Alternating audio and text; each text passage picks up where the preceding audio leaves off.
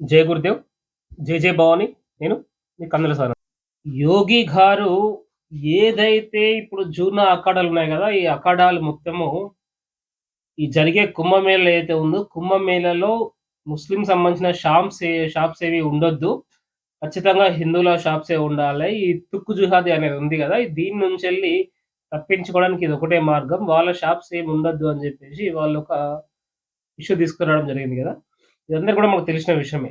సంబంధించిన షాప్సే ఉండాలి. హిందువుల జాతరలలో గాని, హిందువుల పండుగలలో గాని, హిందువులకు సంబంధించిన శోభాయాత్రలో ఖచ్చితంగా హిందువుల షాప్సే ఉండాలని జెప్పేసి చెప్పడం జరిగింది గదా! సో, అదే విధంగా తెలంగాణలో ఇప్పుడు అనంతగిరి అనంత పద్మనాభ స్వామి సంబంధించిన శోభయాత్ర జరుగుతది. ఈ ఉత్సవాలు ప్రతి సంవత్సరం జరుగుతాయి. అందులో 120 షాప్సు ఆ ఉత్సవ సంబంధించిన జాతరలో పెడితే, అందులో దగ్గర దగ్గర 105-110 షాపులు కేవలం ముస్లిమ్సే పెడతారు. అంటే హిందువులు పెట్టే షాప్స్ ఎన్ని? 10, 15 అంతే. ఇంక అంతకు మించి ఏముండయి. 10, 15 పెడతారు.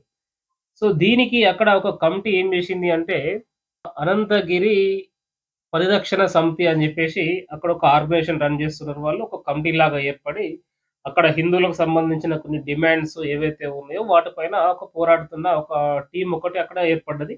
సో, ఖచ్చితంగా హిందువుల కోసం అక్కడ చేయాలని జెప్పేసి వాళ్ళు చెప్పడం జరిగింది.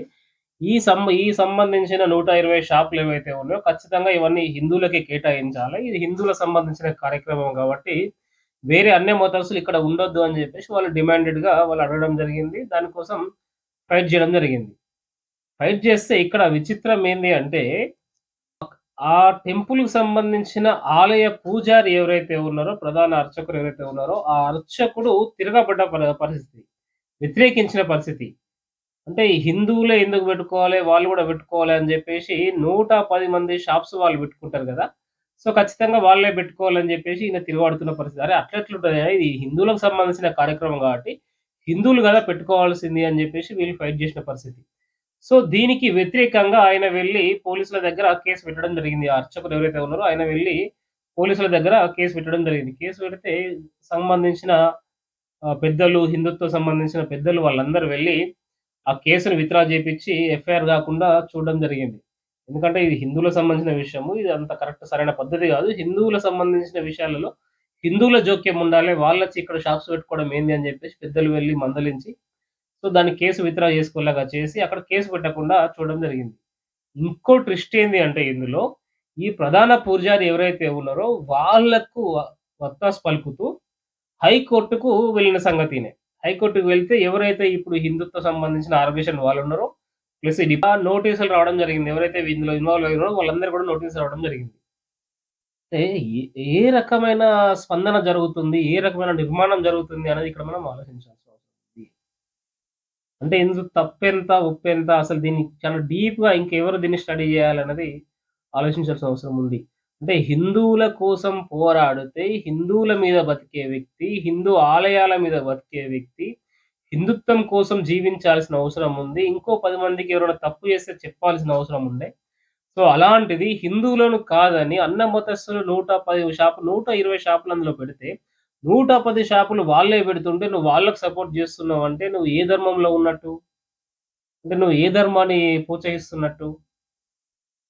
అంటే వేరే మతాన్ని నువ్వు సపోర్ట్ జేస్తూ వేరే మతం కోసం పనిజేస్తున్నట్టా? మనం కొన్ని చోట్లలో విన్నాం. ఆలయ పూజారులను కొంత అమౌంట్ ఇచ్చి, వాళ్ళని డైవర్ట్ జేసి, వాళ్ళని మతం మార్చడానికి ప్రయత్నం జేస్తున్నారని, లేదు అంటే వాళ్ళని సైలెంట్‌గా ఉండే ప్రయత్నాలు జేస్తున్నారని, లేదు ఇంకొన్ని కార్యక్రమాలు చేయడానికి చేస్తున్నారు. వాళ్ళకి కొన్ని అమౌంట్ ఇచ్చి ఇదొక రకమైన జిహాదీ నడుస్తుందని జెప్పేసి మనం విన్నాం. బట్ ఇప్పుడు ఇది సజీవంగా సాక్ష్యమా? ఇంకేంటి అన్నది దాన్ని పూర్తి విషయాలు తెలిసేదాకా మనకు క్లారిటీ రాదు. సో, ఈ వీడియోపై మీరేమనుకుంటారో మీ అమూల్యమైన అభిప్రాయాన్ని కింద కామెంట్ ద్వారా తెలియజేయండి.